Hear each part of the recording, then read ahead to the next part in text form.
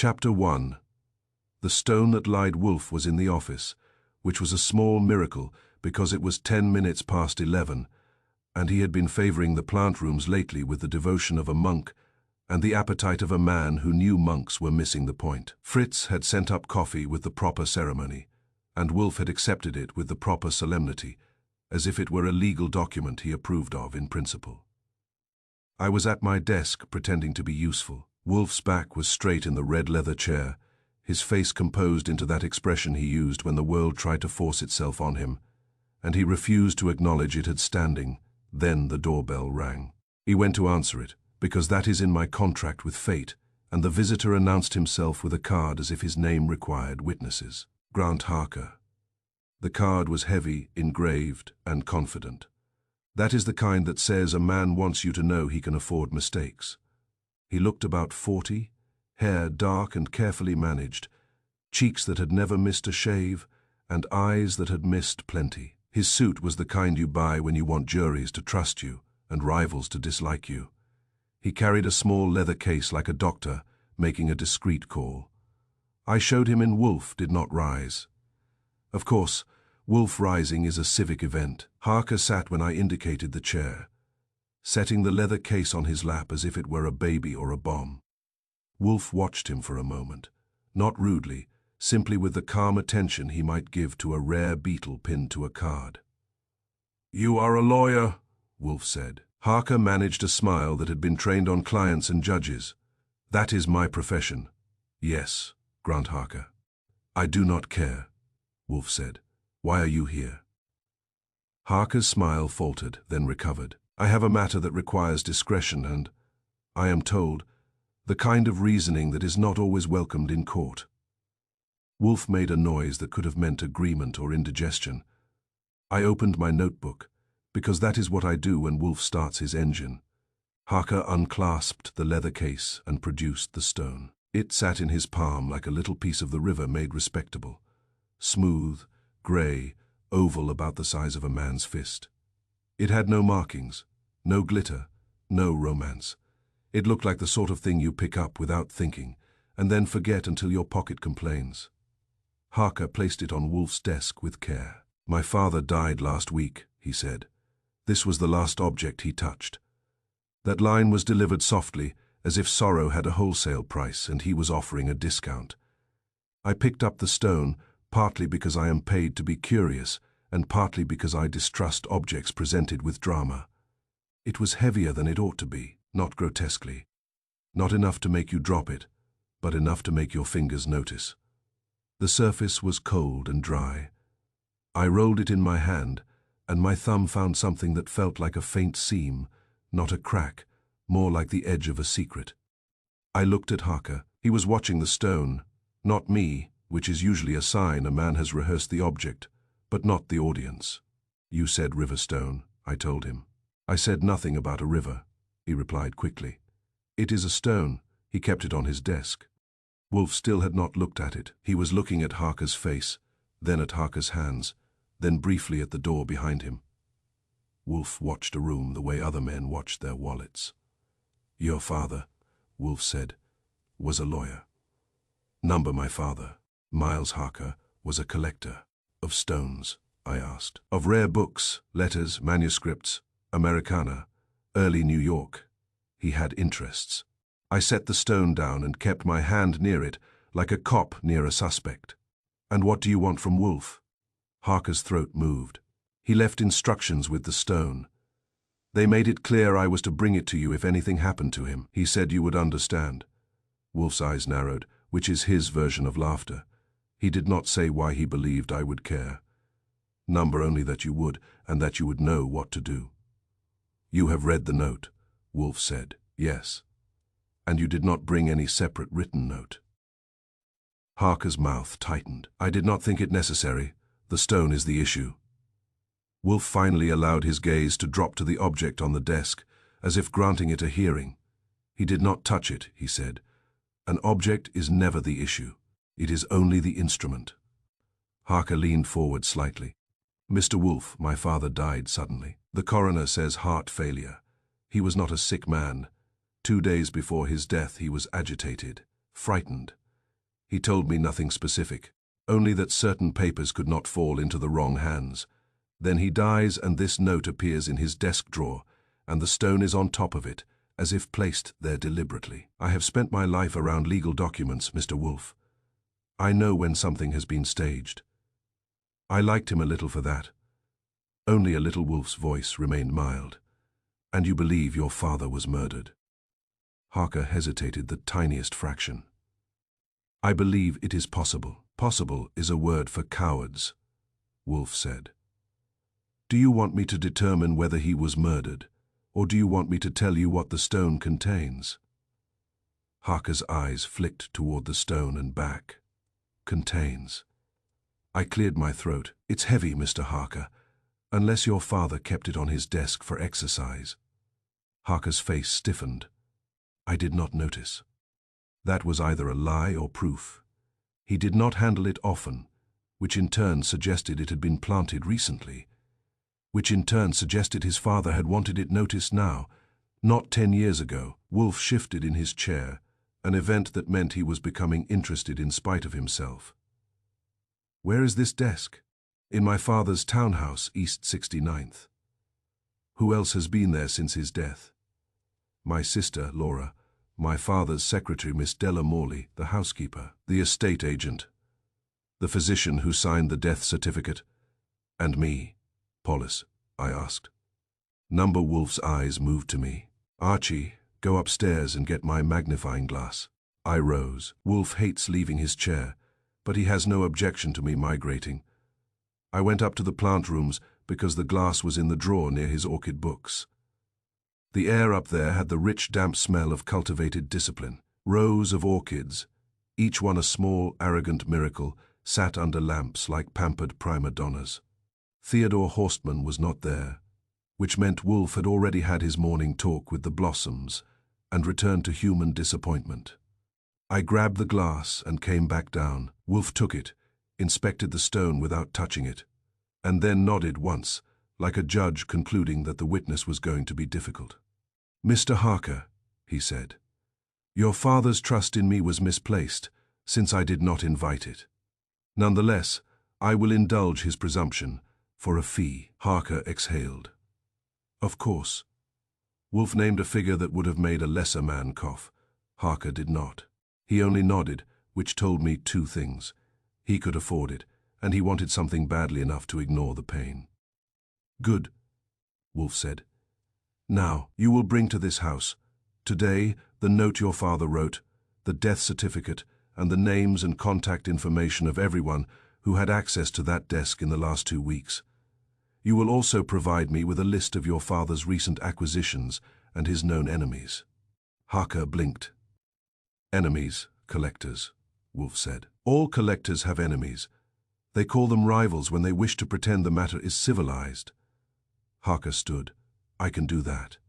And Mr. Harker, Wolf added, his voice still calm, do not remove anything else from your father's desk. Not a pencil, not a paper clip. The crime, if there is one, will not be found in your restraint. It will be found in your impatience. Harker's jaw tightened, but he nodded again. He took the stone case, then stopped and looked at the object on Wolf's desk as if it might roll after him. You are keeping it? He asked. Wolf's eyes remained on him. Naturally. Harker left. I closed the door behind him and returned to my desk. Wolf stared at the stone for a moment, and I could almost hear him calculating the number of ways a simple object could complicate his day. Well, I said, it's a rock. New York is full of them. Some are even in politics. Wolf did not look at me. This is not a rock. It is a message. From a dead man. Perhaps, Wolf said, or from the man who intends to make him dead in a more useful manner. I reached for the stone again. Wolf's eyes snapped to my hand. Do not, he said. I withdrew my hand. All right. We will admire it from a distance. How do you want to crack it open? With your intellect. Wolf's lips pressed together. That meant I had made him mildly angry, which is as close as he gets to exercise. Archie, go to the kitchen and ask Fritz for a thin knife. Not one of his best. Something expendable. I went because I prefer Wolf's temper to his boredom.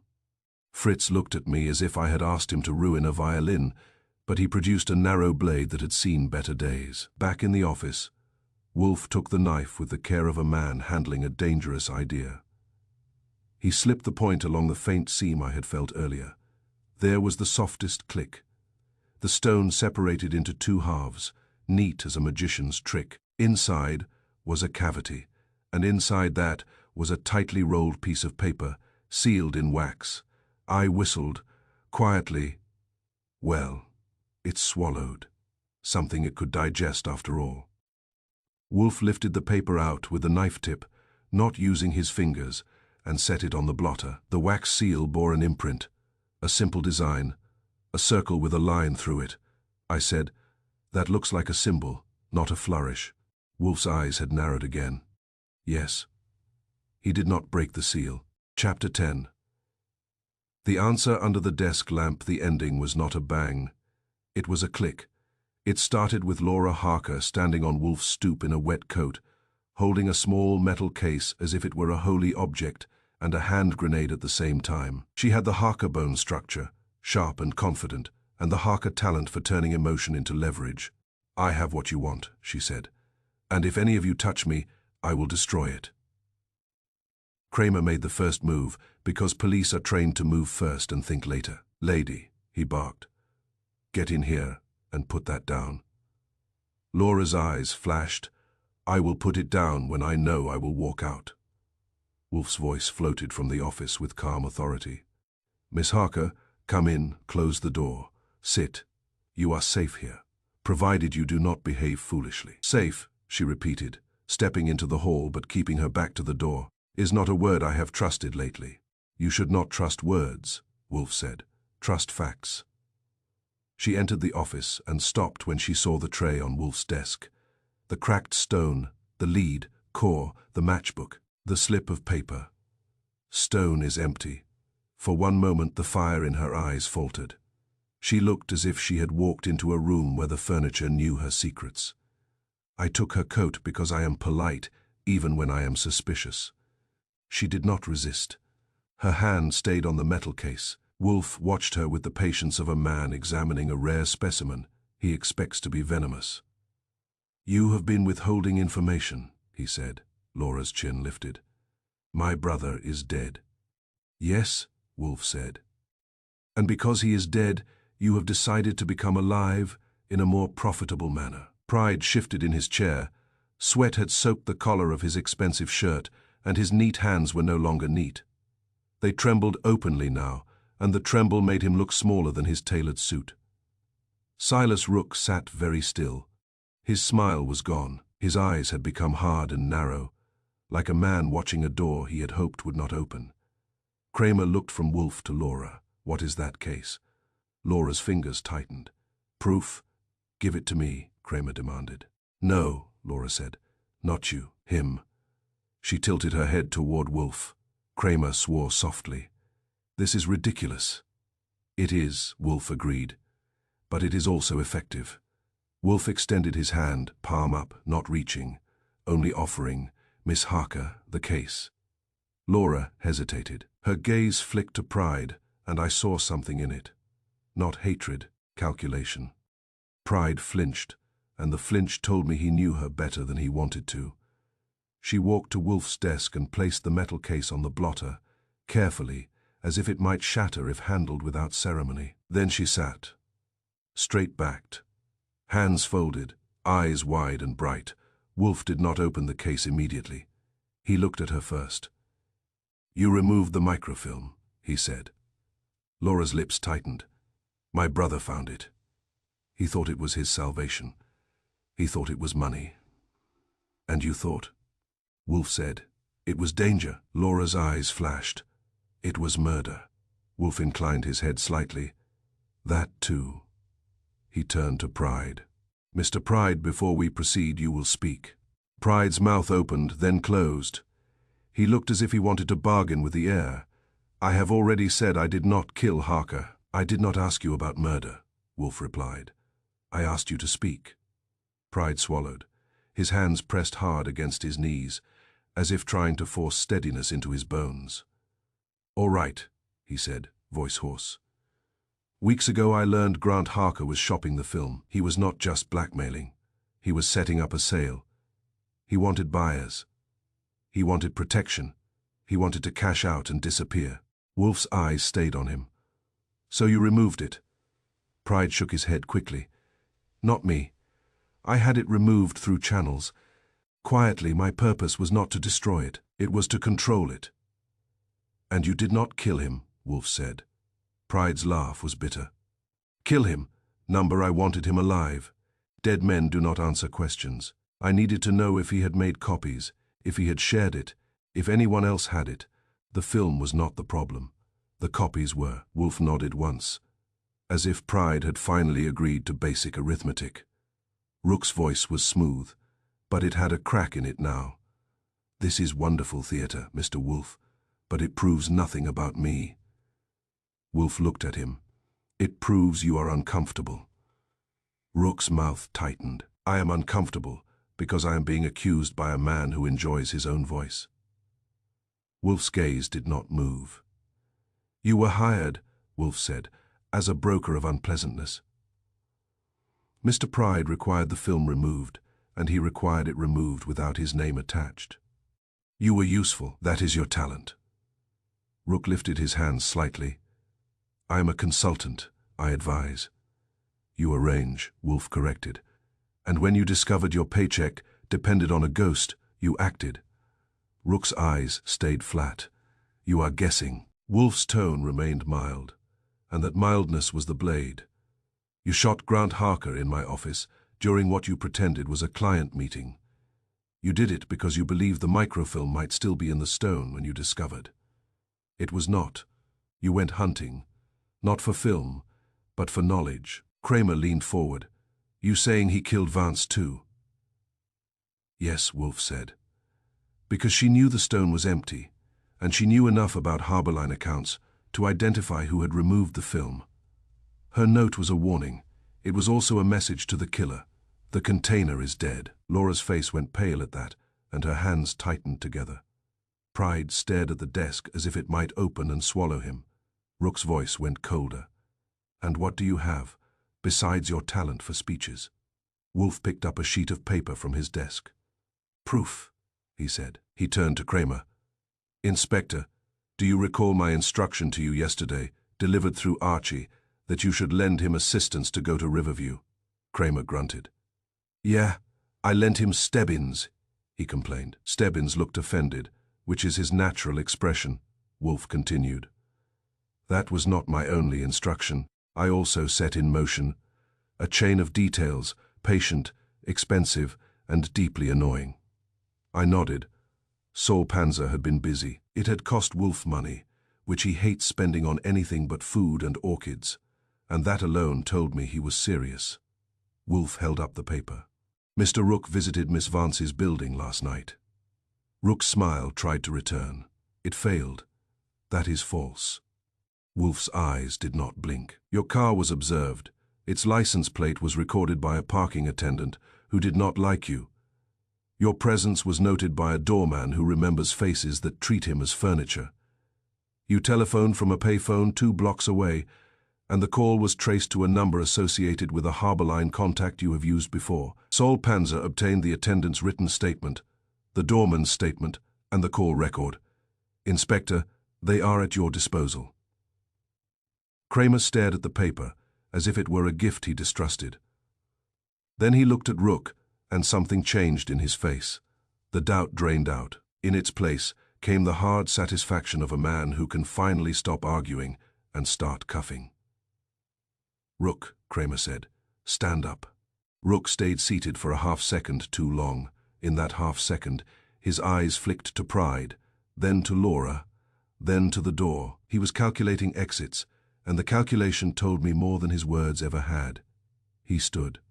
I want a lawyer, Rook said. Kramer's mouth curled. You can have a dozen. Turn around. Rook tried to speak his way out. Riddle Street does not allow refunds. Stebbins stepped in, took his arms, and the cuffs clicked. That click was the ending. Laura let out a breath that shook. Pride sagged in his chair as if the cuffs had tightened around his own wrists. The room, which had been full of tension, suddenly felt full of air again. Kramer pointed a finger at Pride. "You're not done either." Pride's voice came out thin. "I cooperated." "You confessed," Kramer snapped. "That's not cooperation. That's panic." Wolf spoke calmly. "Inspector, you may pursue Mr. Pride at your leisure. The murders are your immediate concern." Kramer glared at him, then grunted. "Fine, but I'll be back." "Please do not," Wolf said. Kramer ignored that and escorted Rook out. Pride was left sitting, breathing hard, his hands finally still because there was no longer any point pretending. Laura rose slowly. "My brother," she said, voice raw. "He thought he could sell it. He thought he could profit from it," Wolf said. "He was wrong." Laura's eyes dropped to the cracked stone, all that death for that. Wolf looked at the stone as if it had finally told the whole truth. "A sentimental object survived," he said, "because no one thought to break it. I picked up the lead core and turned it in my hand empty, harmless, innocent-looking now. Funny," I said. "All that death for something that isn't even there." Wolf's eyes hardened, like the river stone before it broke. "They did not murder for what remained," he said. "They murdered for what once existed, and for the certainty that it could exist again. I set the core down. And the film, where is it now?" Laura's face tightened. "Safe?" Wolf nodded once. "Safe is temporary, but truth will do." Fritz appeared in the doorway, drawn by the disappearance of police noise and the return of household control. His eyes went to the cracked stone on the desk, then to the scuffed corner of the rug, then to my bruised knuckles. His expression suggested he would prefer criminals who wiped their feet. "It is finished?" he asked. "For today," I said. Fritz's gaze moved to Wolf. Wolf's voice was mild. "For today, Fritz." Fritz nodded, which in his language meant the world could resume its proper schedule. He retreated to the kitchen, already planning dinner, as if dinner were the true anchor of civilization. When the house finally settled, Wolf leaned back in his chair and closed his eyes for a moment, not in exhaustion, but in satisfaction. He had taken chaos and forced it into a shape with a name. I looked at the stone again. It had started as a lie that felt like a keepsake. It ended as evidence that proved memory is dangerous when it is portable. On Riddle Street, that is how riddles end. Not just with a solution, but with a warning that the past is never really buried. It only waits for someone foolish enough to pick it up. He sat back, studying it, and his face had that expression I had seen, when a case promised both annoyance and satisfaction. The doorbell rang again. I looked at Wolf. That was fast. Wolf's gaze remained on the wax. "Trouble," he said, "arrives on schedule." I went to answer the bell, already certain the stone had not finished lying. Chapter 2. A client meeting with gunfire punctuation. The clients arrived like a riddle with missing words. Malcolm Pride, a shipping broker with neat hands. Cora Vance, a sharp-eyed accountant. And Silas Rook, a consultant who wore his smile like a borrowed coat. They came in a tight knot, as if the sidewalk outside had tried to separate them and failed. It was still raining. Their coats shone with it, and the air they brought in had that damp city smell that makes you think of wet wool, hot radiators, and cab exhaust. I took their names at the door and felt the familiar itch between my shoulders that comes when strangers climb Wolf's stoop with purpose. Wolf does not like purpose unless it is his. Wolf was in his chair, of course, the chair that has seen more human weakness than a confessional and has never once felt obliged to forgive it. The stone sat on his desk, split halves closed again, calm as a sleeping animal. The wax-sealed roll from inside the stone lay beside it, not opened, not even sniffed at. Wolf could resist temptation the way most men resist exercise. He did it by refusing to begin. Grant Harker was already there, seated stiffly in the red leather chair opposite Wolf, looking as if he had been pressed and hung. He rose when the others entered, not in greeting but in reflex, like a man who believes standing makes him less vulnerable. Malcolm Pride was tall and clean, with a careful haircut and hands that looked scrubbed. Shipping brokers learn early that dirt is bad for business, even when it is only figurative. His eyes moved constantly, measuring the room, cataloguing exits, estimating the value of Wolf's furniture and my patience. Cora Vance was smaller, compact, with the kind of posture you get from balancing ledgers and people's lies. She had sharp eyes and a mouth that seemed designed to say no in several tones. She carried a folder held tight against her chest like a shield. Silas Rook wore a soft grey suit and a soft grey grin. He was one of those men who manage to look amused even when nothing has happened yet. His eyes were bright and a little too quick, like a card player watching your hands instead of the table. Wolf regarded them with a blandness that was almost insulting. "Mr. Harker," he said, "you have brought company. I did not request that." Harker cleared his throat. "They requested it," they insisted. "They claim they have an interest in the matter." Wolf's eyes lifted, one by one to each face. Interest, a word used to disguise greed. Pride's mouth tightened. "Mr. Wolf, we do not have time for philosophy. There are documents involved. Ownership, exposure." "Exposure," Wolf repeated, as if tasting something unpleasant. "To what?" Cora Vance opened her folder and took out a sheet of paper, but she did not offer it yet. She held it as if she was not sure who deserved to touch it. "To criminal liability," she said, "to financial ruin, to the kind of scandal that does not stay in court." Silas Rook's smile widened.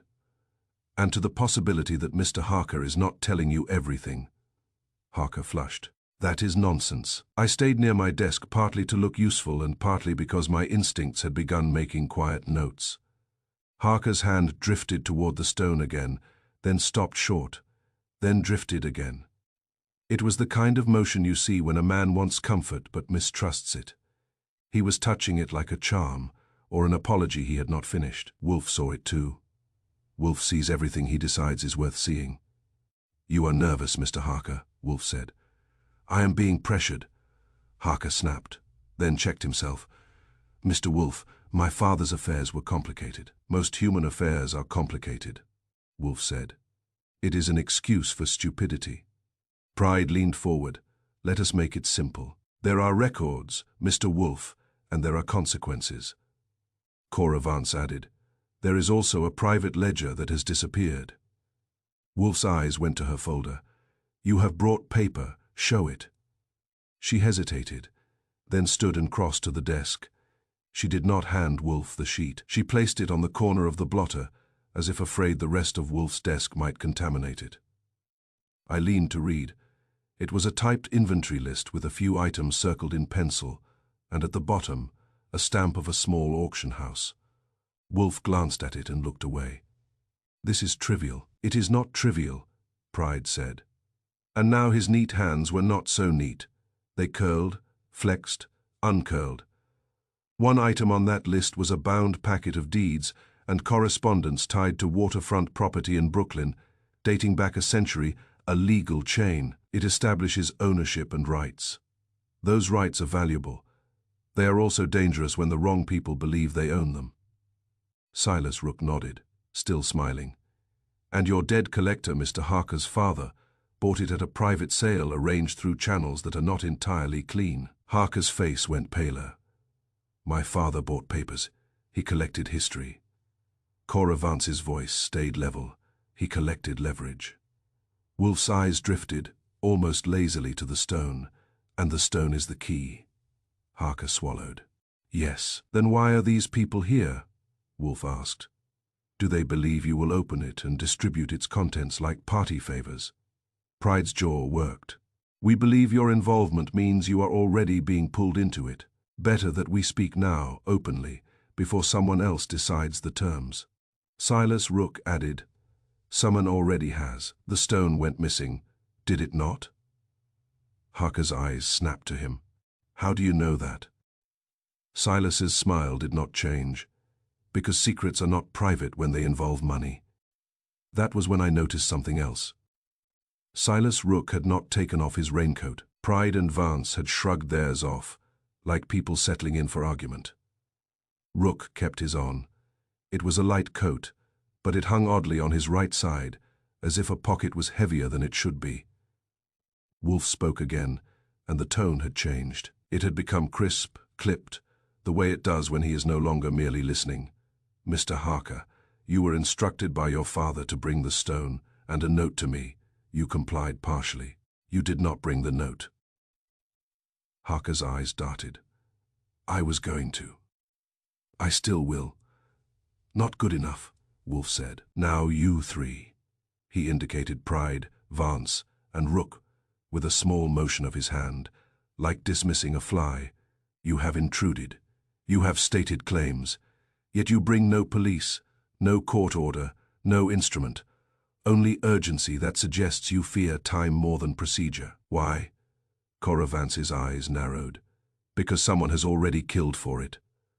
The words settled in the room with a weight heavier than the stone. Harker flinched.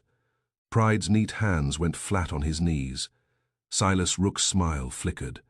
Just once, as if even he had not rehearsed that line. Wolf's face remained composed. "Killed whom?" Cora Vance's gaze went to Harker. "Your father may not have died naturally." Harker's breath caught. "That is what I suspected." And Pride said, "It will not stop there." There was a moment, very short, when the room held its breath with us. Outside, a cab horn bleated, and someone cursed on the sidewalk. But inside the brownstone, everything felt tight and polished, like the moment before a glass breaks. Then the punctuation arrived. 2 quick shots, clean and rude, from somewhere inside the house. Not from the street. Not from outside. The sound was sharper, closer, with the muffled edge of gunfire used indoors by someone who does not care what it does to wallpaper. Harker's eyes widened. His mouth opened as if to argue with the noise. He folded forward over Wolf's desk as if he had finally decided to read the fine print. "Malcolm," Pride yelled. A sound that was half outrage and half surprise.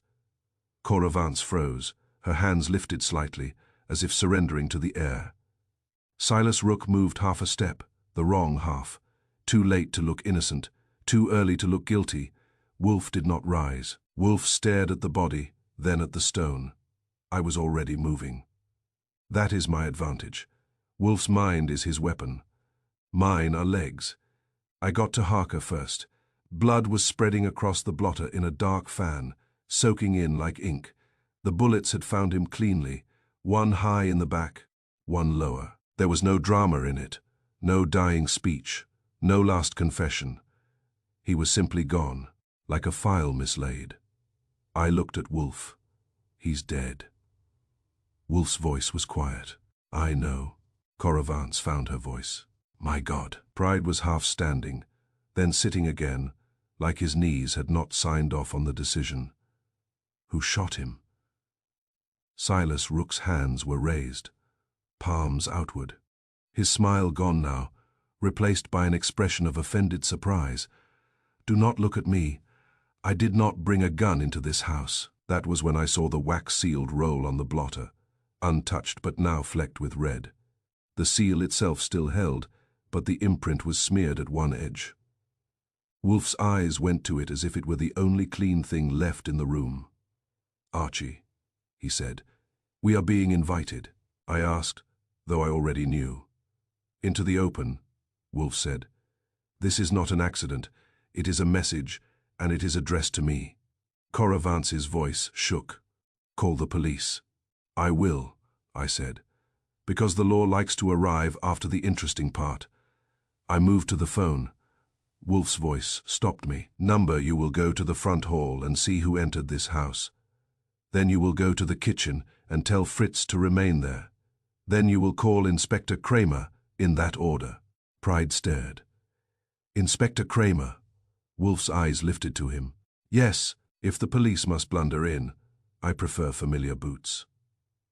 I went out to the hall fast. The front door was closed. The chain was not thrown, which meant it had been opened and closed properly. No forced entry. No broken glass. No muddy footprints. Though the rain would have helped. I saw the doorman's alcove outside through the glass panel, wet and empty. I listened, somewhere upstairs, a faint creak, not the plant rooms. The sound was lower, nearer the second-floor landing. I did not chase it. I am brave but not foolish, and I did not have a gun. I went to the kitchen, found Fritz at his counter like a general defending his territory, and told him Wolf's instructions. Fritz's eyes widened, then narrowed with indignation at the violation of his household. In Mr. Wolf's office. Yes. He set down his knife with a care that made it seem like the knife had feelings. I will remain here, but I will not forgive.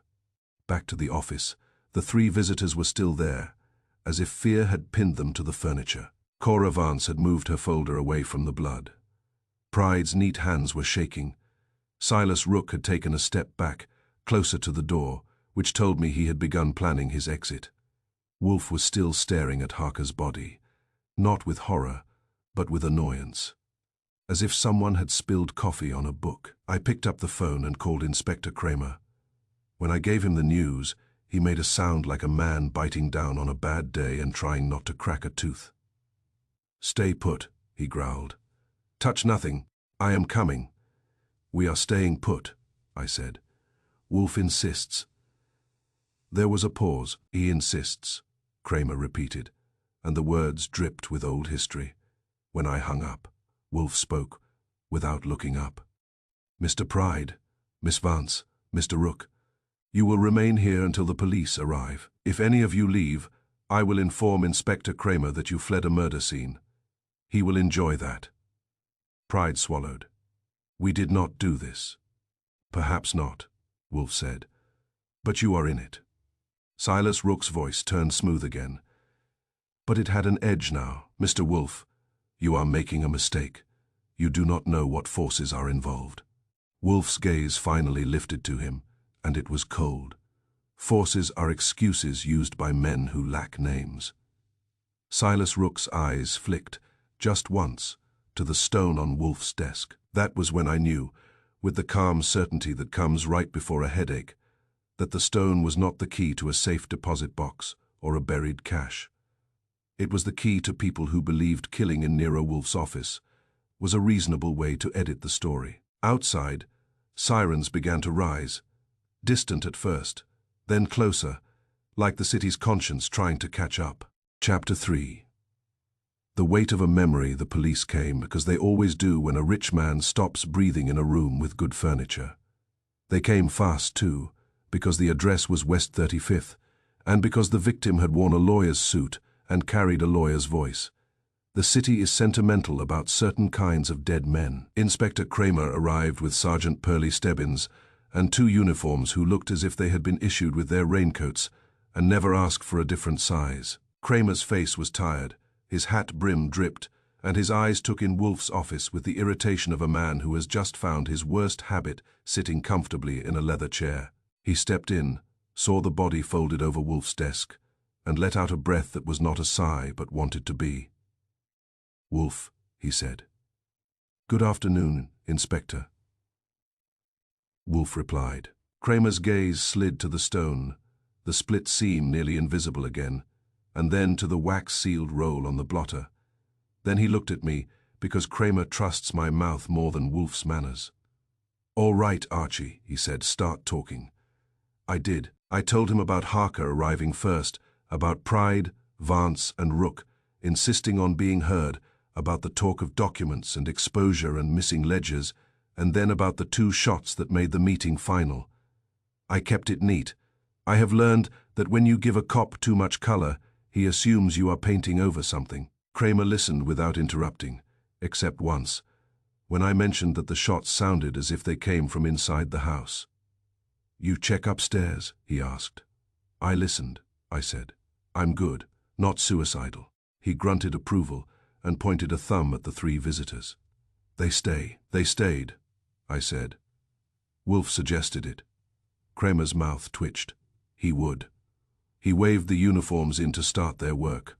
One of them winced when he saw blood on Wolf's blotter, which told me he had taste and no authority. Stebbins hovered near the door like a polite bulldog.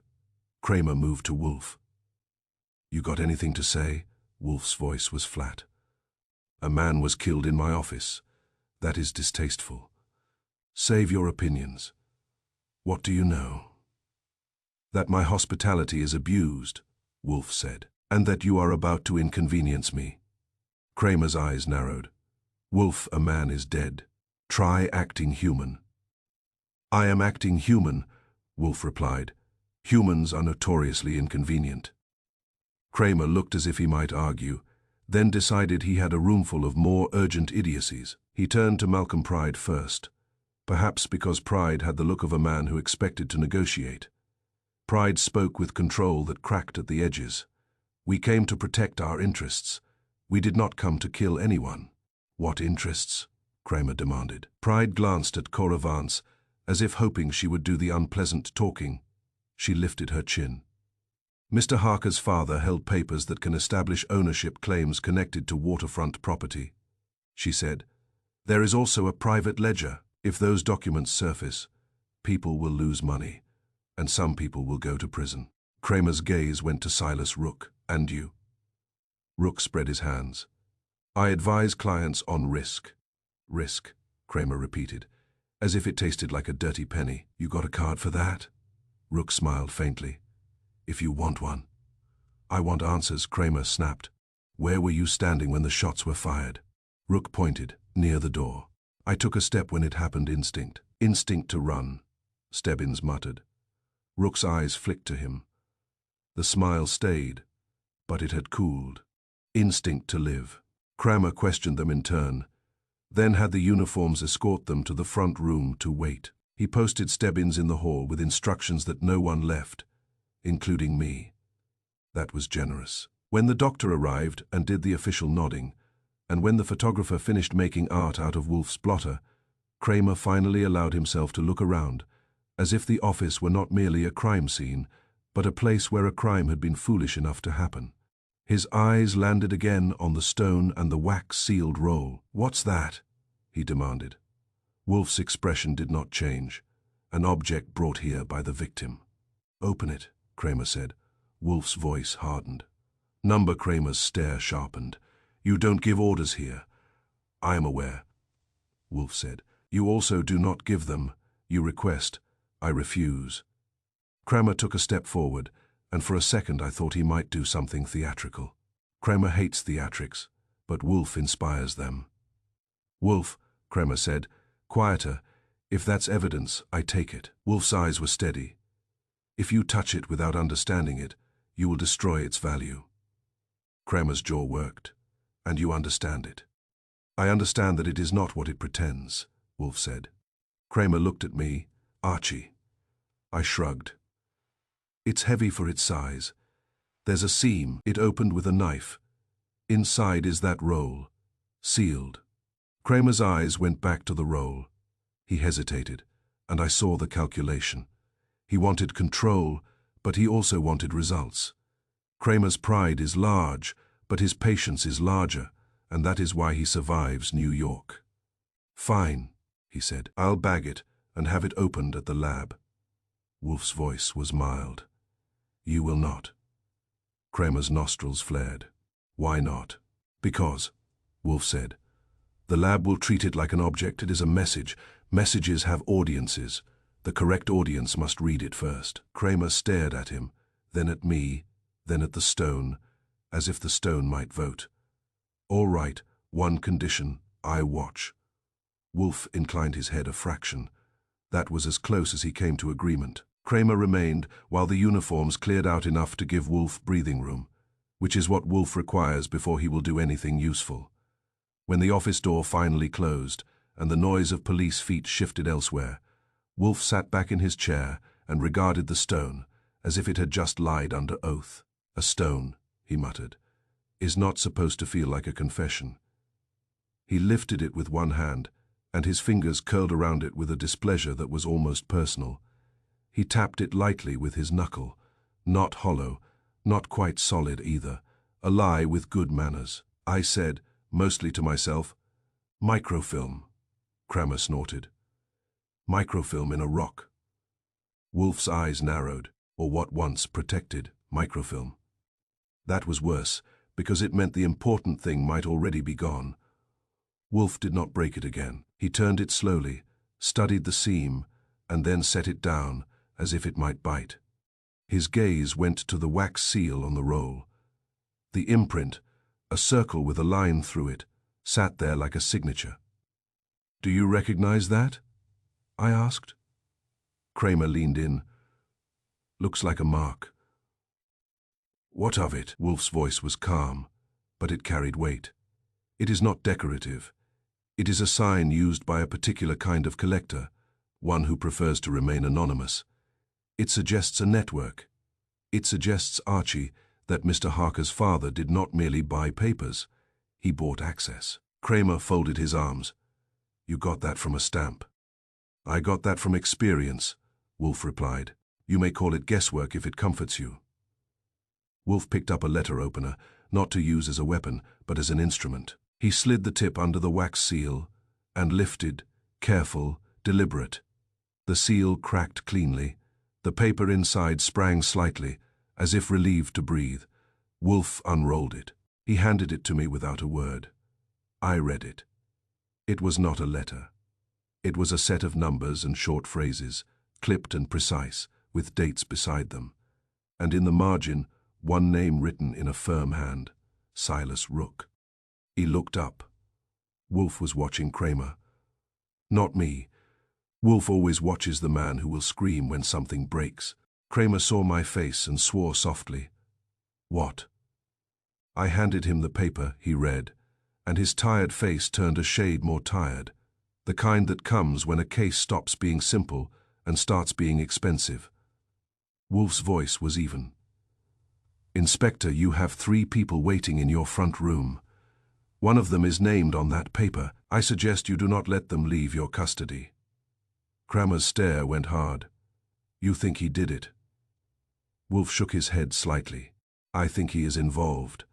And I think Mr. Harker brought the stone here because his father believed only one man would keep it safe, long enough to make it dangerous." Kramer looked at Wolf, then at the blood-stained blotter, then toward the front room where 3 lives were sitting on the edge of a cliff, pretending the view was fine. "All right," he said. "We play it your way, for now." Wolf's eyes returned to the stone.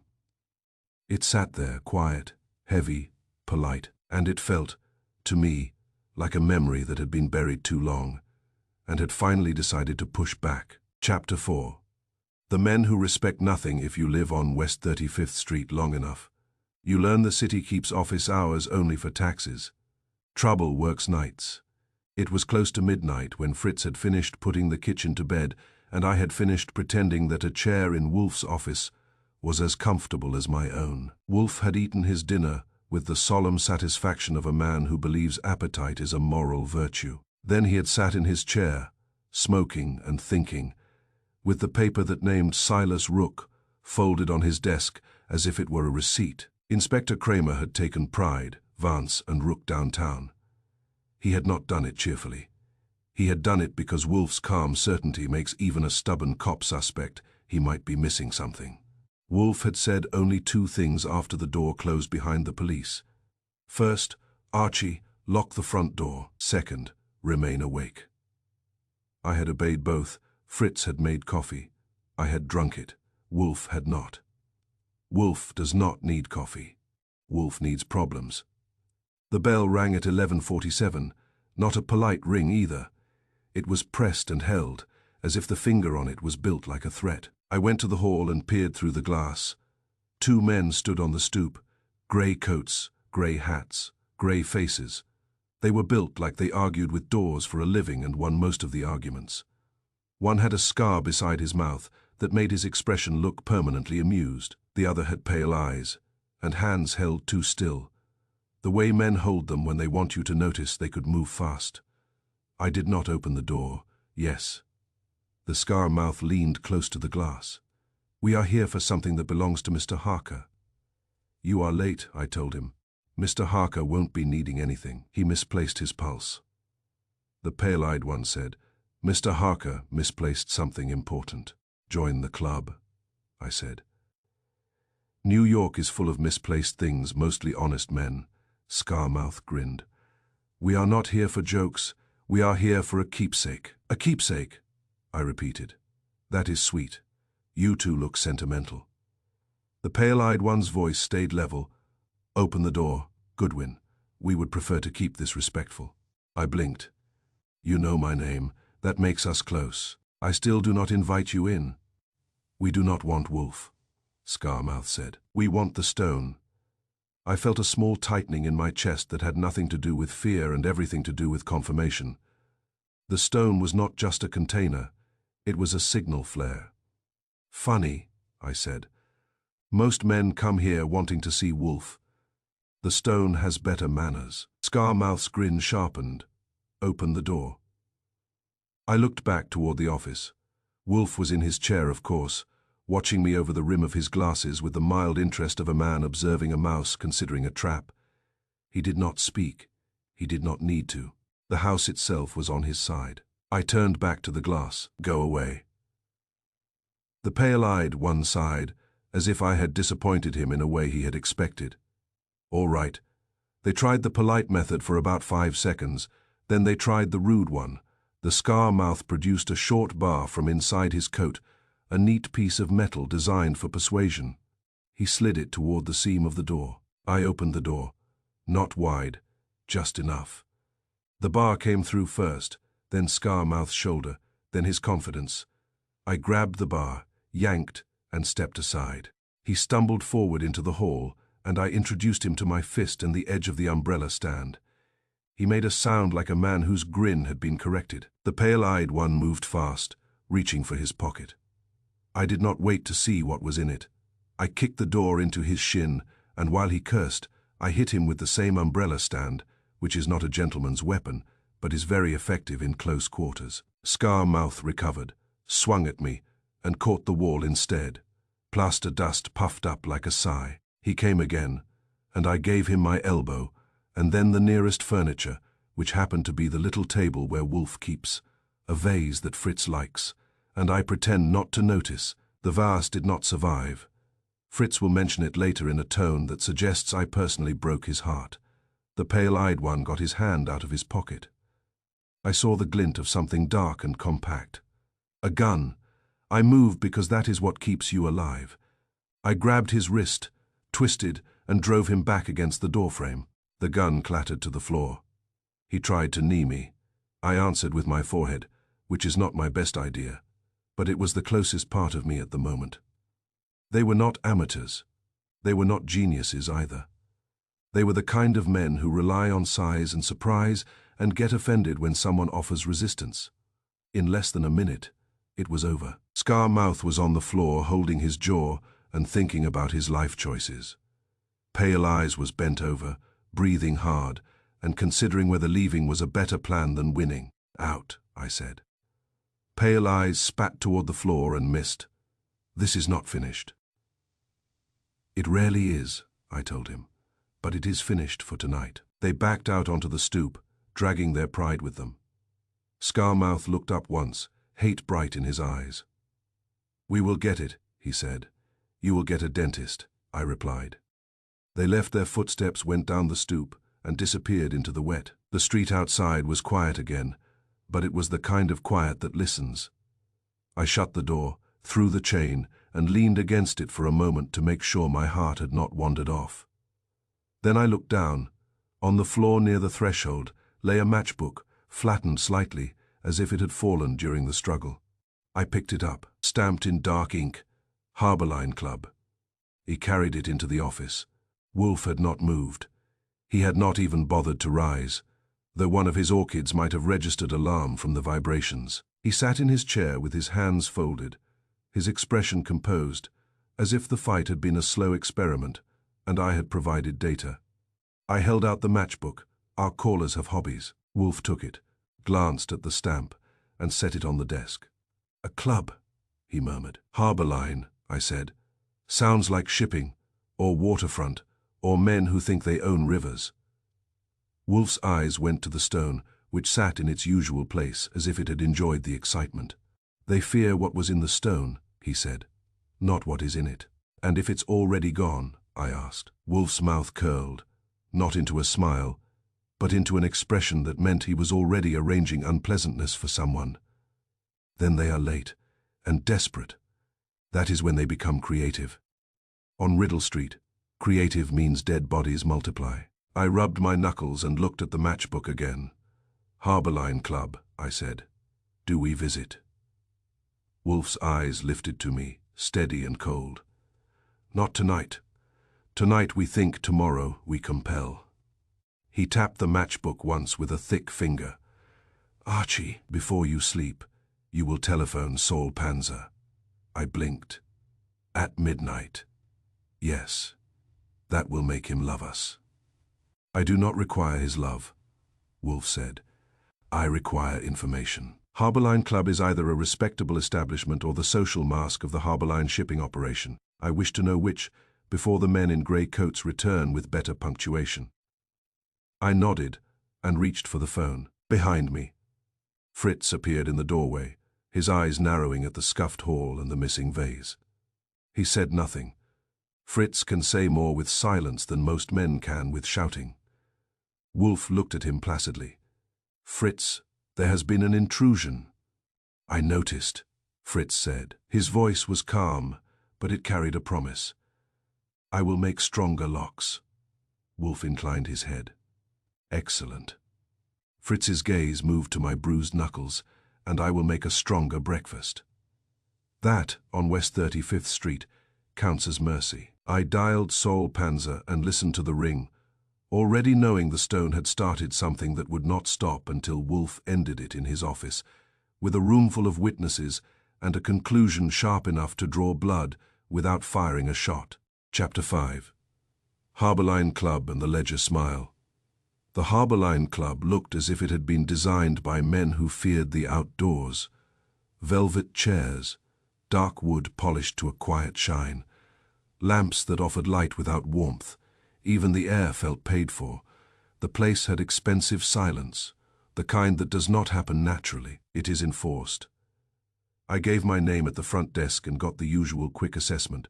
Suit decent, shoes clean, attitude wrong.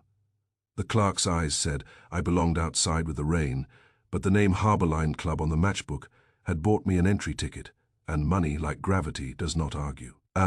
Waiter led me through a room where men sat in pairs and trios, leaning close, speaking softly, and smiling without humor. Not one of them looked like he had ever carried a box in his life. These were the fellows who hire boxes to be carried, and then complain if the corners get dented. Malcolm Pride was at a corner table, precisely placed, as if the room had arranged itself around his importance. He belonged there the way smoke belongs to a fire. Neat hands, neat cuffs, neat fear. He rose a fraction when I approached. Not quite standing, not quite remaining seated, a compromise between manners and contempt. Goodwin, he said, as if my name tasted inconvenient. What are you doing here? I followed a clue, I told him. It led to Velvet. His eyes flicked to the chair opposite. Sit, if you must. I sat because it made him uncomfortable, and discomfort is often more honest than speech. Pride's mouth tightened. I assume you are here about Harker. About his sudden interest in physics, I said. Specifically the way bullets behave indoors. Pride's nostrils flared, but he kept the flare on a leash. He was nervous, but he wore it neatly, like a man who buys his fear tailored. I did not shoot him, he said. Good, I replied. That narrows it to everyone else in New York. His eyes held mine. Harker was blackmailing me. That word, I said, always makes a man sound like he is confessing and complaining at the same time. What was he using? Pride's fingers moved, smoothing an invisible wrinkle on the tablecloth. Old disputes, old claims. My work involves shipping contracts, cargo allocations, paper trails. A mistake in the wrong place can become a crime if someone wants it to. And Harker wanted it to, I said. He wanted money. Pride snapped, then softened it with a breath. He approached me after his father died. He implied he possessed documents that could expose certain transactions from years ago. He said he could keep them buried, for a price. What did you pay him? I asked. I refused, Pride said. The refusal came too fast. I let that sit for a moment, then asked, if you refused, why was he in Wolf's office? Pride's jaw worked. I did not send him. I did not even know he had contacted Wolf until the police dragged me from my office like a thief. Yet you arrived at Wolf's door without needing directions. I said, and you belong to this club. Pride's eyes narrowed. What does that mean? It means you hide in expensive rooms, I said. And you do business with men who prefer velvet to sunlight. He leaned forward slightly. Listen to me. The stone is nothing. A sentimental prop. A collector's trick. Harker brought it to make himself seem mysterious. He was a small man playing a large game. Small men get shot in large rooms, I said. What did you want from the stone? I wanted it out of the way, Pride said, and the truth slipped out before he caught it. He recovered quickly. I wanted the situation contained. I smiled. Contained, like something sealed inside a stone. His eyes blinked once too many. It was quick, almost imperceptible, but it was there. It was the blink of a man whose mind has just tripped over something he did not mean to acknowledge.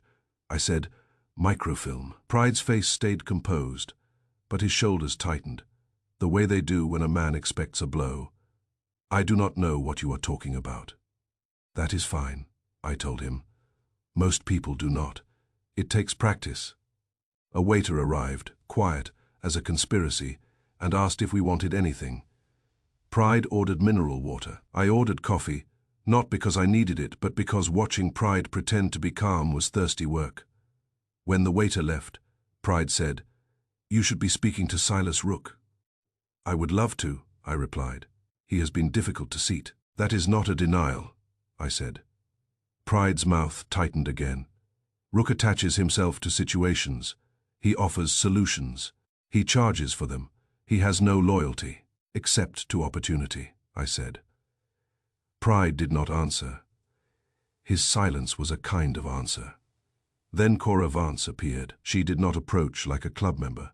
She approached like an invoice, straight back, steady eyes, no wasted movement. The waiter nodded at her with the respect given to people who can ruin your employer. She stopped beside our table. "Mr. Pride." "Miss Vance," he said, and the words were clipped. He did not like being observed by someone who understood numbers. She looked at me. "Mr. Goodwin." "Hello," I said. "Nice place. It makes me want to commit an accounting error just to feel alive." Her mouth did not smile, but her eyes shifted a fraction, which for Cora Vance was laughter. She took the chair that had been empty beside Pride without asking. Pride's fingers tightened on his glass. "I spoke to Inspector Kramer," she said. "That sounds like a hobby with no rewards," I told her. "He is holding Mr. Rook," she said calmly. "For now." Pride stiffened. "Holding him? On what grounds?" "On the grounds that he was present when a man was shot," Vance replied, "and because Wolf's name has weight with the inspector." Pride's gaze sharpened. "Wolf is manipulating the police." I said, "Wolf does not manipulate. He simply makes reality uncomfortable until it behaves." Vance's eyes moved between us. "Mr. Pride," she said, "you told the inspector that Grant Harker was blackmailing you." Pride's voice went cold. "What is your point?" "My point," she said, "is that you are not the only one." Pride's face remained controlled, but his knuckles whitened. "Do not start that." Vance ignored the warning. She spoke as if reading from a page only she could see. Grant kept old accounts, old shipping accounts. They were not in his father's files. They were in Grant's. The words sounded harmless, the way an unlocked door sounds harmless, until you noticed the missing silver shipping. Harbor line, a stone that was too heavy. A lawyer dead in his own office. Riddle Street was starting to spell a word. The only trouble is, it spelled it in blood. I leaned back and looked at Pride. "Old shipping accounts," I said. "The kind that turns simple cargo into complicated guilt." Pride's eyes flashed. "Those accounts are private." Vance's voice stayed steady. "Private is not the same as clean." I said, "Where did Grant get them?" "From someone who smiled when he handed them over." Pride's lips curled. "What does that mean?" "It means," Vance said, "that the ledger smiled." I knew what she meant. Numbers do not smile. People do. When they think they are safe, I asked. "Was it Miles Harker?" Vance shook her head. Miles was a collector. He bought papers, but he did not understand shipping. Grant understood it. Grant understood leverage. He also understood fear. Pride's voice rose a notch. Grant was an opportunist. Grant is dead, I said. That makes him either a fool or a threat. Which was he? Pride stared at his water as if it might offer counsel. He was becoming a threat. To whom? I asked. His eyes lifted. To men who do not like their old mistakes being found. Vance's fingers tapped once on the table, precise. And to men who do not like microfilm. Pride's eyelids fluttered again, just once. Not enough to be proof in court, but enough to be proof to me. I finished my coffee and rose. Thank you, I said. This has been charming. I will send Velvet a thank you note. Pride's voice was tight. If you and Wolf think you can fix this, you are wrong. There are people involved who do not care about logic. I looked at him. Those are the people Wolf enjoys correcting. As I turned to go, Cora Vance said quietly, Mr. Goodwin. I paused. She met my eyes. Grant kept a second copy of the accounts, not in his office, not at home. He told me once he had a hiding place that was childish. A childish hiding place, I repeated. She nodded.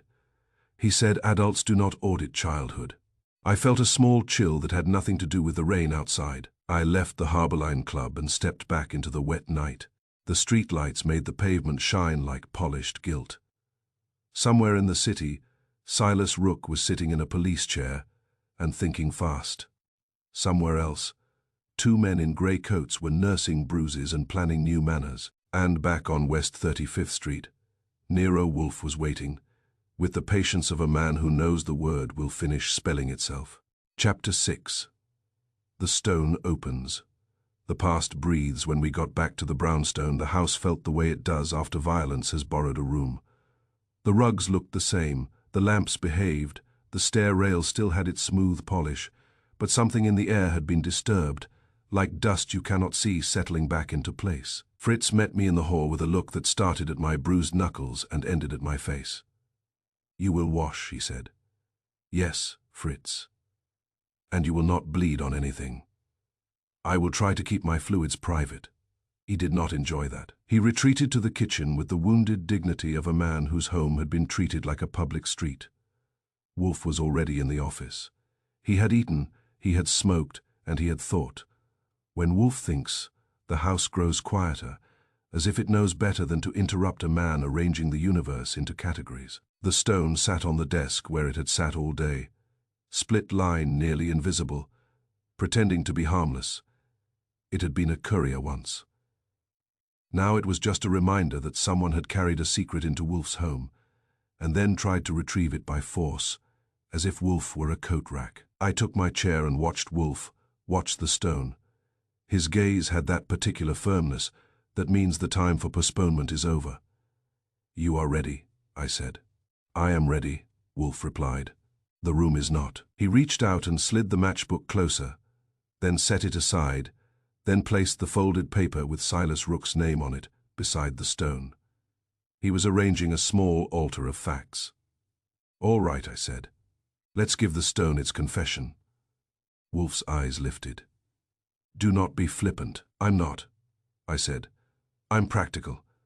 A man is dead and two more tried to turn my face into abstract art. I like results. Wolf made a small sound that could have been agreement. He opened a drawer and removed a thin instrument wrapped in cloth. Not a knife, not a tool you would find in a kitchen. It was something precise, chosen, the sort of thing Wolf would use when he wished to harm an object without making it look harmed. He picked up the stone. The weight did not trouble him physically, but it troubled him intellectually. It annoyed him that something so ordinary could be so dishonest. He cracked it with careful brutality, like breaking a bone to set it right. The seam opened. The two halves separated in his hands as neatly as they had the first time, but Wolf did not stop there. Inside, seated deeper than the paper chamber had been, was a core not stone, lead. It was snug, fitted cleanly, a dull grey cylinder sealed at both ends. as if someone had built a small coffin and then hidden it inside a memory. Whoever designed it had known that the best disguise is nostalgia. Nobody breaks a keepsake unless they hate the person who owns it, or unless they know exactly what it holds. Wolf held the lead core up, turning it slowly under the desk lamp. His face was the face of a doctor, holding a diagnosis he dislikes. "Lead," I said. "Yes," Wolf replied. "A shield." "For microfilm," I said. Wolf did not answer at once. He took the instrument and worked at the seal, not forcing it, not hurrying, simply insisting. Finally, it gave with a small, soft sound. He slid the core open. No microfilm. Just an empty channel where it used to live. For a second, neither of us spoke. The empty space was louder than a confession. "So," I said. The film walked away. Wolf set the lead core down with care. "The microfilm is removed," he said. "That makes our visitors last night late," I said. "It makes them frightened," Wolf corrected. "Late men can be satisfied. Frightened men are never satisfied." I stared at the empty channel. Then what did the film show? Wolf's eyes stayed on the core. It showed what the paper named on the roll implies. "Which is," I said. Wolf looked at me the way he does when he is about to tell me something he thinks I should already know. "It is not contempt. It is his form of discipline. That someone moved goods they were not allowed to move," he said. "And someone else recorded it." "Goods," I repeated. "Shipping harbor line." "Yes." "And the accounts Coravance mentioned," I said. "Old shipping accounts, the kind that do not belong in a collector's library, unless a collector has begun collecting sins." Wolf nodded once. I leaned forward. "Illegal goods can mean a lot of things. Wolf drugs, weapons, people, art. Take your pick and your nightmare." Wolf's eyes narrowed. "Not drugs. That is vulgar. Not weapons. That is noisy. Not people. That is too large to be managed by these particular actors." "Then what?" I said. Wolf lifted the paper with Silas Rook's name, tapped it once against the desk, then set it down again. "Documents," he said. "Title rights. Permissions. The kind that allow a ship to become invisible on paper while being very visible in a harbor." I felt my stomach tighten. "Ghost cargo. Precisely," Wolf said. "A ship appears as one thing and carries another. The ledger records the truth. The microfilm preserves it in a form that can be hidden, transported, sold, or used." "For blackmail," I said. "For power," Wolf replied. "Blackmail is merely power with bad manners." I sat back. The office was quiet except for the faint hum of the city outside and the soft tick of Wolf's clock, which always sounds like it is counting down to something.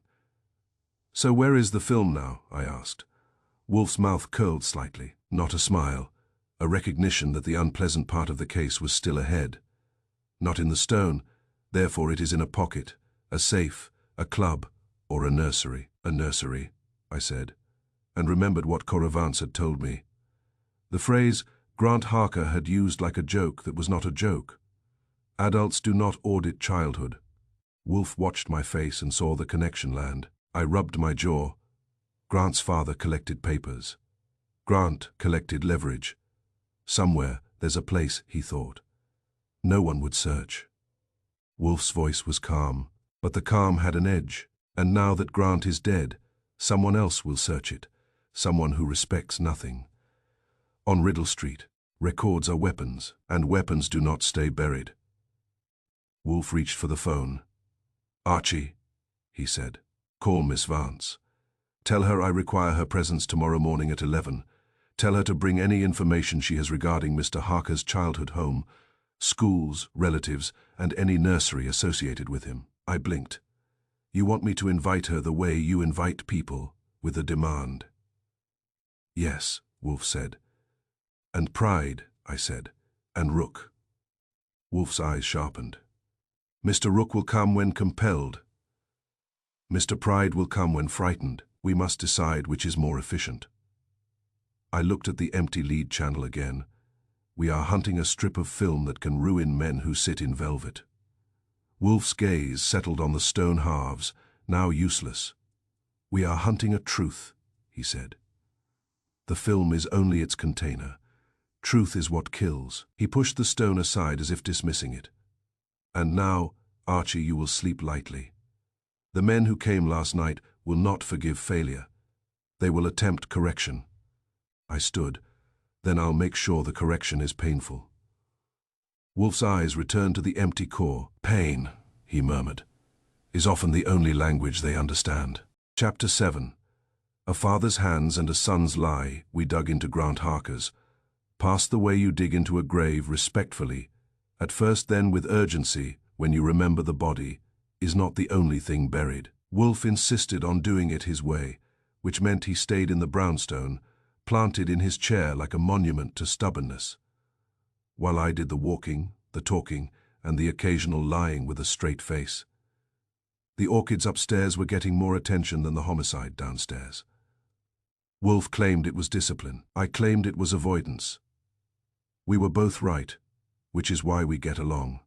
By 10 the next morning, Fritz had produced a breakfast that could have convinced a jury to forgive murder. Wolf ate with the calm satisfaction of a man who believes good food is proof the world can be corrected. Then he lit a cigar, glanced at my notebook, and said, "Proceed." That was Wolf giving me permission to be the legs of the operation again. I started with what Grant Harker had handed us, which was a polished story with a sentimental shine. Last thing my father touched. The kind of line you say when you want people to stop asking questions and start feeling sorry for you. It did not survive contact with Fax Saul Panzer, who can find out what you had for lunch last Tuesday if you paid with cash. Sent me 2 pages before noon.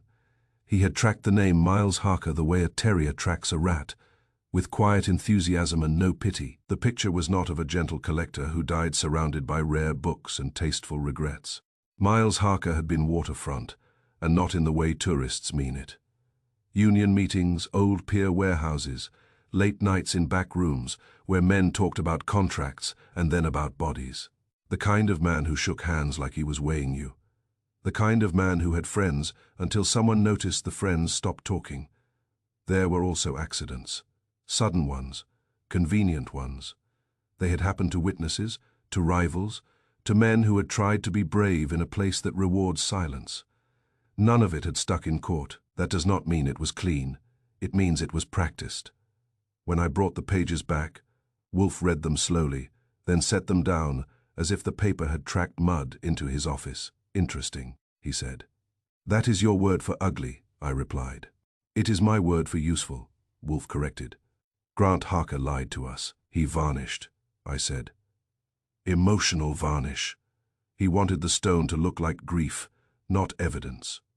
Wolf nodded once. The father touched it because it mattered, not because it comforted him. A disguised weapon. Miles Harker had kept it because it protected something that could hurt people. Grant Harker had kept it for the same reason men hang guns on walls. It reminds them what they are capable of, or what others are. The only question was who had taken the bullet first, and why.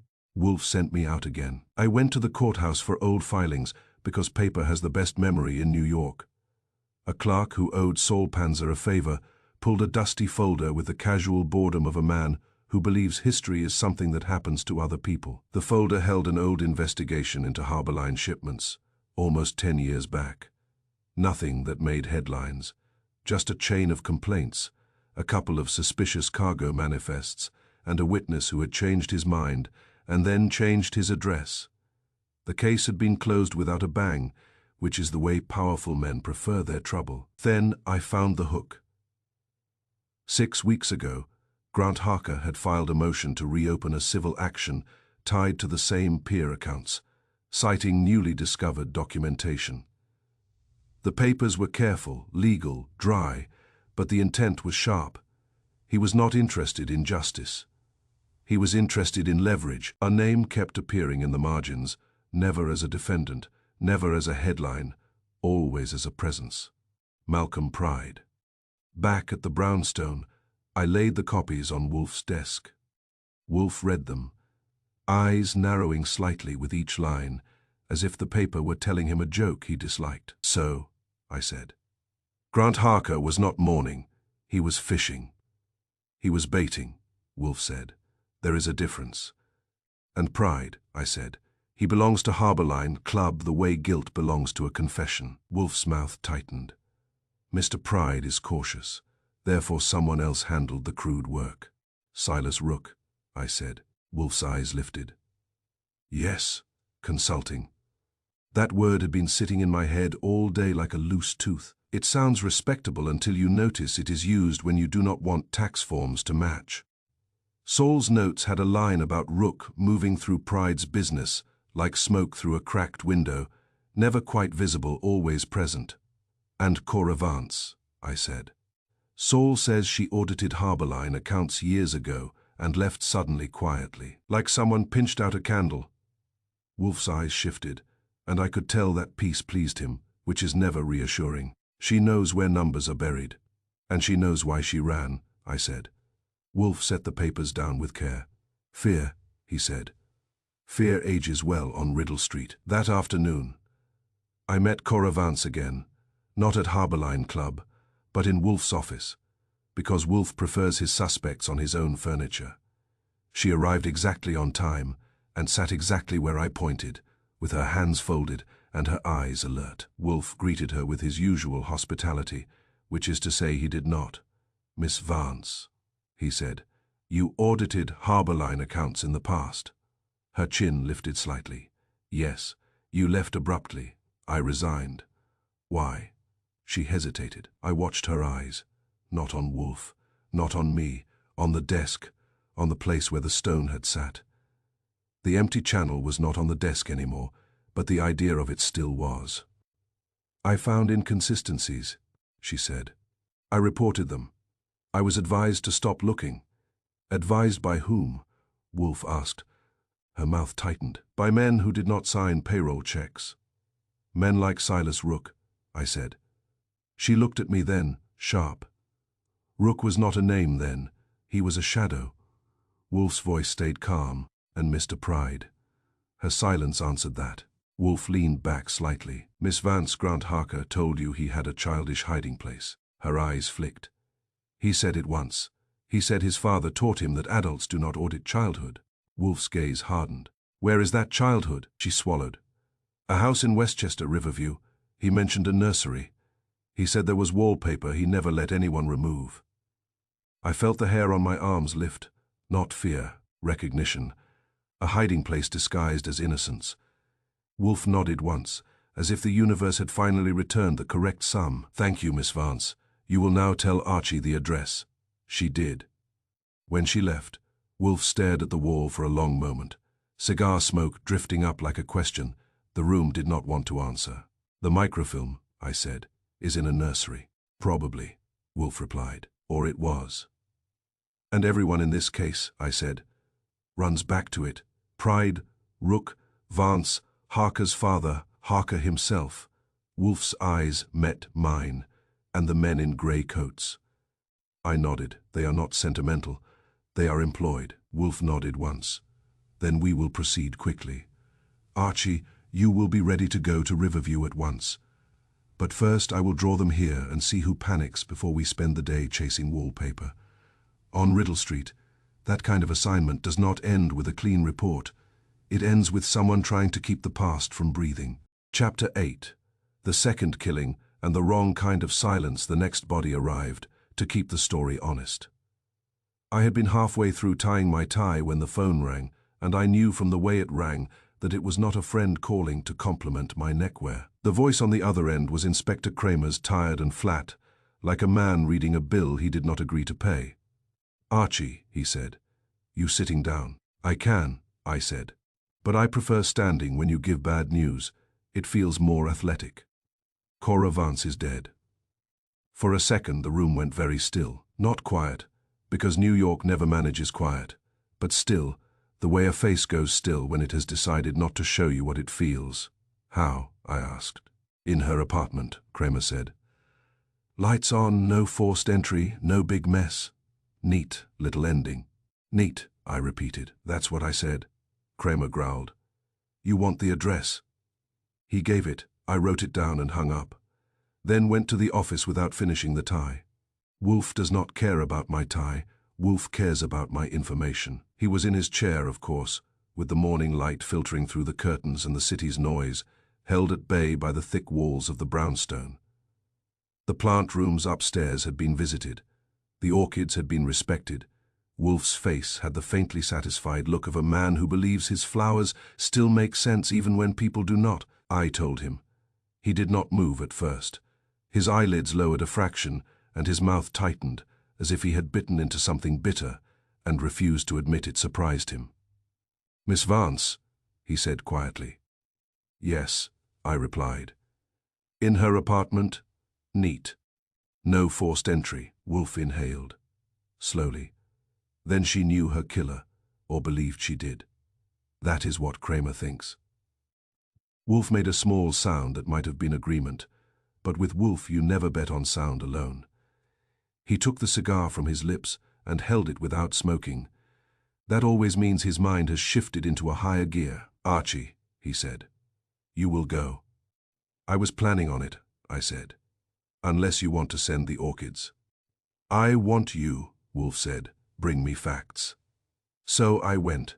Cora Vance's building was the kind of Manhattan place that pretends to be modest while charging rent like it is a private island. The lobby had marble and a doorman who looked at me as if I were an unpaid invoice. Kramer's men were already there, and the elevator ride up was quiet in the wrong way, like the air itself was listening. The apartment door was open. Inside, uniformed men moved carefully, and plainclothes men pretended not to be moved by anything at all. Kramer stood near the entry, hat off, hair damp, face grimmer than usual. You took your time, he said. I changed my tie, I told him. He glared. Come look. The apartment was tidy, not showy, not sloppy. A woman who lived by numbers often lives by order. The living room lamp was on. The kitchen light was on. The bedroom door was half open. Cora Vance was in the living room, on the sofa, as if she had sat down to rest and then decided not to get up. Her face was turned slightly to the side, eyes open, expression calm enough to be insulting. No bruises, no blood, no sign of struggle, a neat little ending. Poison, I said. Kramer grunted. Me's not done. But yeah, that's where I'm leaning, and no forced entry. Door was locked. Chain wasn't on. Whoever came in, she let them. I looked around. On the coffee table there was a glass, washed and dry, put away, no drinks out, no ashtray clutter. Cora Vance did not entertain casually. Any witnesses? I asked. Doorman says she came home around 8 alone. No visitors signed in. That means either the visitor was invisible or the doorman's lying. Doormen hate lying, I said. It stains the uniform. Kramer's eyes stayed hard. You find a note yet? Note, I repeated, and my stomach tightened. He jerked his head toward the desk in the corner. Over there. On the desk, beside a closed ledger and a stack of papers, was a small slip of paper. 3 words printed carefully, as if she had wanted the letters to be legible to a stranger. Stone is empty. I stared at it. Not a confession. An announcement. The kind you write when you know the message will matter more than your life. Kramer watched me. That mean anything to you? It means, I said slowly. Someone learned the stone no longer held the film. Kramer's mouth twisted. Film? You and Wolf with your film. I got a dead accountant and you're talking about a stone. Because the stone is why she is dead, I said. And because whoever killed her wanted someone else to know it. Kramer took a step closer. Who? Not sure yet, I said, but this changes the question. Kramer stared. The question is who killed her. That too, I said, but the big question now isn't who shot Harker. It's who needed everyone to believe the microfilm still existed. Kramer blinked, slow. Why would anyone want that? Because, I said, if the film is gone, it cannot be recovered from the stone. The stone becomes useless. That forces a new hunt. Kramer's eyes narrowed. A hunt for what? For whoever has it. I said, or for whoever copied it. He swore under his breath. You got any proof it was copied? Not yet, I admitted. But the people who came for it are not the type to accept a missing strip of evidence and go home to read poetry. Kramer's jaw tightened. So this note is bait. It's a flare, I said, and it was written by someone who had time before she died, which means either she suspected the visitor or the visitor made her write it. Kramer looked at the note again, then at the body. That's a hell of a last request. It's not a request, I said. It's a warning. He let out a breath. All right, go tell Wolf. And Archie. Yeah, do not do anything stupid. I gave him my best innocent look. I never do anything stupid. I only do things with bad outcomes. Back at the brownstone, Wolf was in the office with the day's mail untouched, and his orchid schedule written neatly in his own hand. His calm looked almost insulting after what I had just seen. I told him everything. The neat scene, the locked door, the paper on the desk. Wolf's face did not change much, but his eyes sharpened and his fingers tightened slightly on the arm of his chair. She wrote it, he said. Or she was forced, I replied. Wolf nodded once. Either way, the purpose is identical. Someone wants the world to know the stone is empty, which means they are correcting strategy, I said. Yes, Wolf replied. They have been pursuing the container. Now they must pursue the content. I sat down because my legs finally asked for it. Then who benefits from everyone chasing a ghost? Wolf's gaze drifted upward, as if he were looking through the ceiling into the plant rooms where order still reigned. When he spoke, his voice had that quiet, dangerous precision. Memory is valuable chiefly when smugglers respect it, he said. And these smugglers, I asked, they respect nothing. Wolf's mouth tightened. They respect only fear. That is why they have multiplied bodies. That is why they will lose. I leaned forward. So what now? We were going to Riverview, the nursery. We still are, Wolf said. More urgently. If Miss Vance's note is true, then someone removed the microfilm. The hiding place remains relevant because it may contain a second copy or a key or the names of those who handled it. And if it contains nothing, I said, then it will contain proof that someone has already taken everything, Wolf replied. Proof is never nothing. I stared at him. Wolf, 2 men tried to take the stone from our house. 1 lawyer got shot on your desk, and now an accountant is dead in her own living room. Whoever is doing this is not cautious. They are confident. Wolf's eyes met mine. Confidence is often ignorance wearing a fine suit. Fine suits, I said, like Harborline Club. Wolf did not answer directly. He reached for his phone and dialed a number from memory. When Saul Panzer answered, Wolf spoke briefly, giving him instructions in that tone that makes Saul move fast without arguing. He hung up and looked at me. Archie, pack a bag. You will go to Riverview today. You will not go alone. Who's coming? I asked. Wolf's eyes narrowed. The inspector will lend you someone, willingly or not, and you will take Ori Cather if he is sober enough to follow instructions. If not, you will take Fred Durkin. Because you expect company, I said. I expect correction, Wolf replied. They have learned the stone is empty. They will seek another certainty. They will seek the film, and they will seek to silence anyone who can lead them to it. I stood. On Riddle Street, silence is always the wrong kind. Wolf nodded once. Exactly. Chapter 9. The Riddle Street Gathering Wolf did what Wolf does when the world refuses to behave. He set a table and invited the lies to sit down. He had Fritz serve coffee as if we were hosting a committee meeting instead of preparing to accuse people who carried murder like an accessory. The office was restored as much as it could be after a body had used Wolf's desk for a pillow. A new blotter lay in place. The chairs were set at correct angles.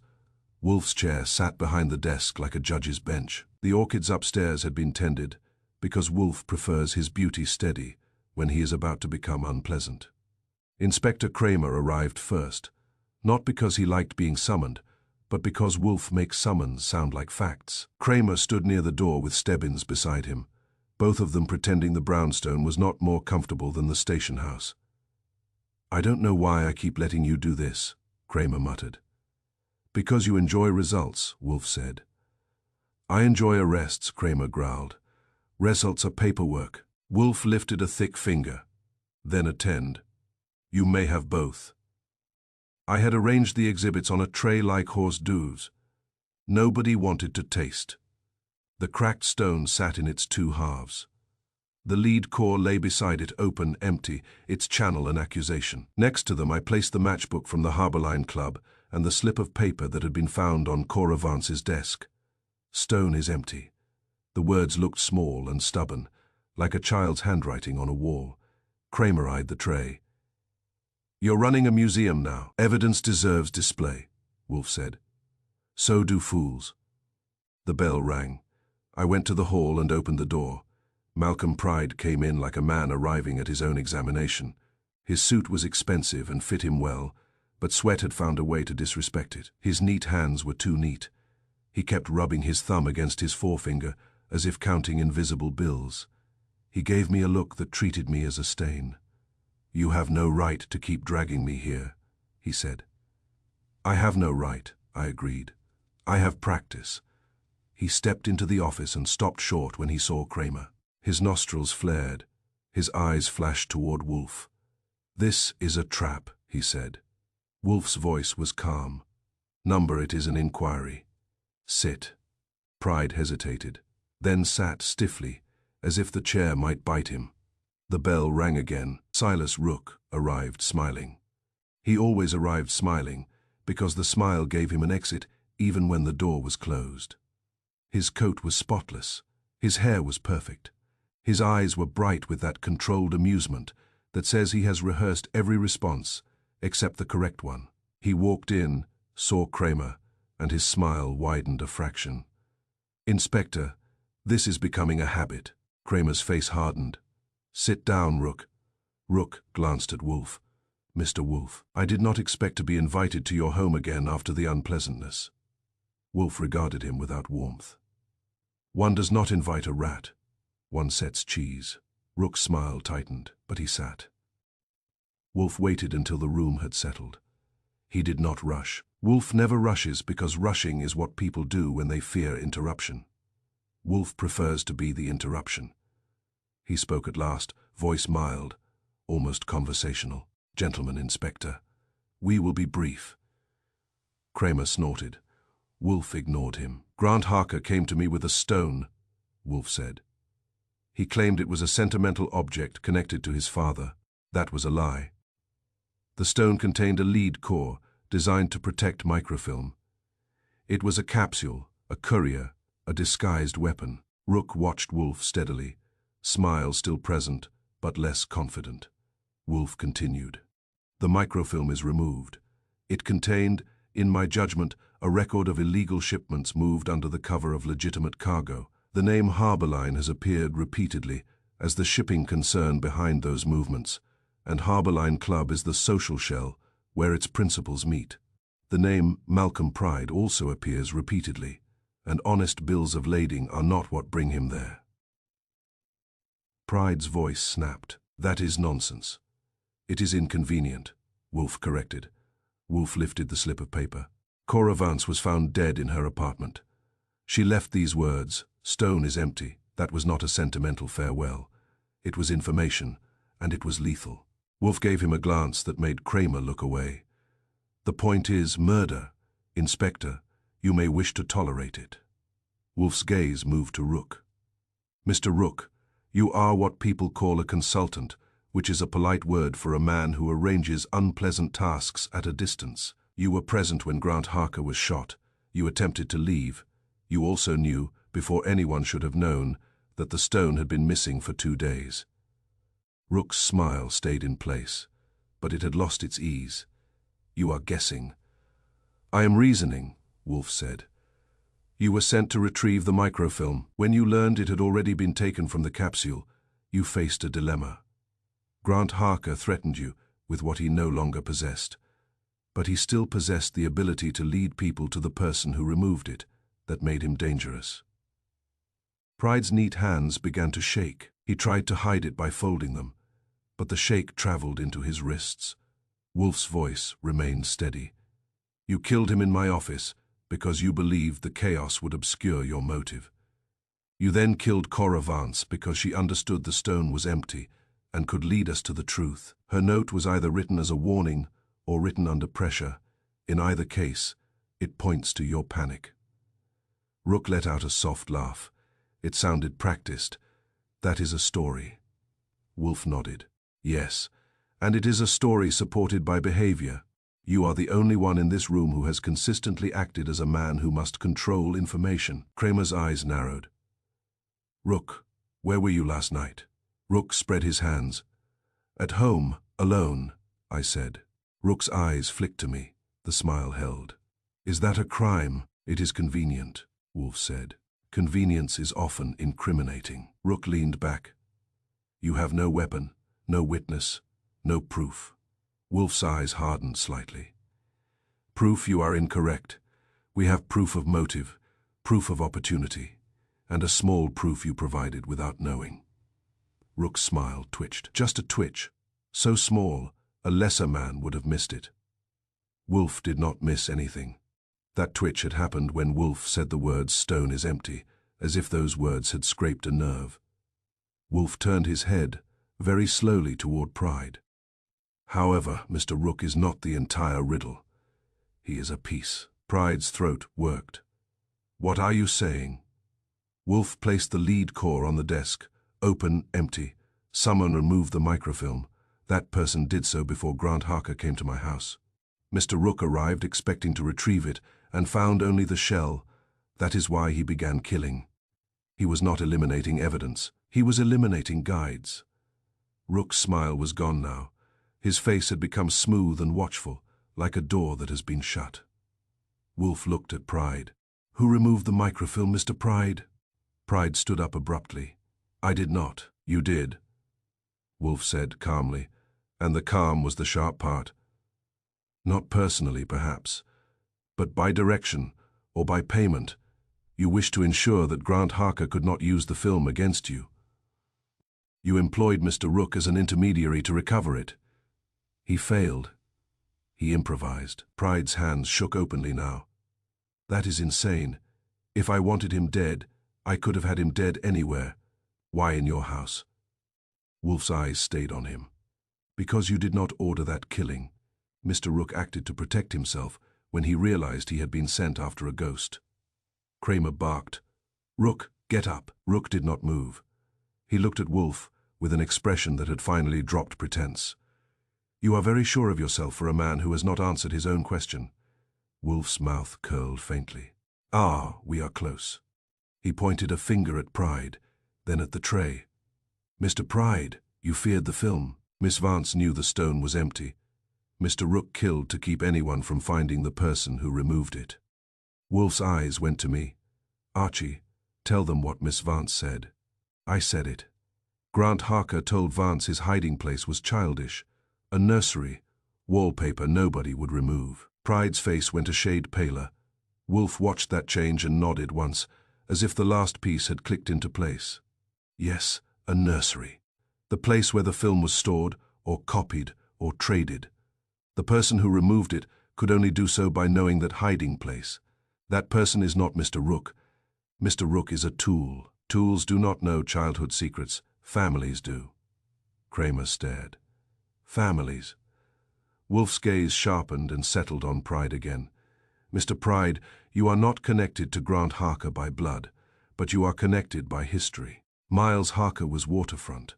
Harborline is waterfront. You did business together. Pride's voice came out raw. Years ago. Yes, Wolf said, years ago, when men moved cargo they were not allowed to move and used union meetings and clubs as cover. Miles Harker kept records. Then his son found them and tried to monetize them. You tried to eliminate them. Mr. Rook tried to retrieve them. Miss Vance tried to understand them and died. Wolf leaned back slightly. Now we arrive at the final question. Who removed the microfilm? He paused, letting silence stretch just enough to make it uncomfortable. Wolf uses silence the way other men use a flashlight. Then Wolf said, very softly, "Mr. Pride, did you ever meet Grant Harker's sister?" Pride's eyes widened, his neat hands clenched. Kramer snapped, "What sister?" Wolf looked at him, Laura Harker. She had access to the house, access to the desk, access to the stone, if she removed the film. It explains Mr. Rook's panic and Miss Vance's death. It also explains why Mr. Pride is sweating. He does not know where the film went because he did not take it. He merely ordered it taken. Pride's mouth opened, closed, opened again. The words would not come. His hands finally shook as if they had decided to testify without him. Rook's voice was low. "That is a clever theory." Wolf's eyes pinned him. Not a theory, a sequence. Kramer's hand went toward his pocket. "Where is she?" Wolf's voice stayed calm. "Inspector, do not stand. Do not rush. You will ruin it." Kramer glared. "Ruin what?" Wolf's gaze moved from Pride to Rook to the door. "The trap is closing," Wolf said, "and it will close properly if you do not kick it." The bell rang, not the polite bell of a caller with manners. A hard press held too long, like a fist on the throat. I moved toward the hall. Kramer's shoulders tightened. Rook's eyes flicked toward the door with something close to relief, which told me the visitor was either his rescue or his disaster. Wolf did not rise. He merely said, "Archie, open it." I did. Laura Harker stood on the stoop, rain on her coat, eyes bright and furious, and in her hand was a small metal case, the size of a cigarette pack. She held it up like a confession. "I have what you want," she said, "and if any of you touch me, I will destroy it." Wolf's eyes narrowed. Satisfied, Pride's hands shook harder, and Silas Rook, for the first time since I met him, stopped smiling.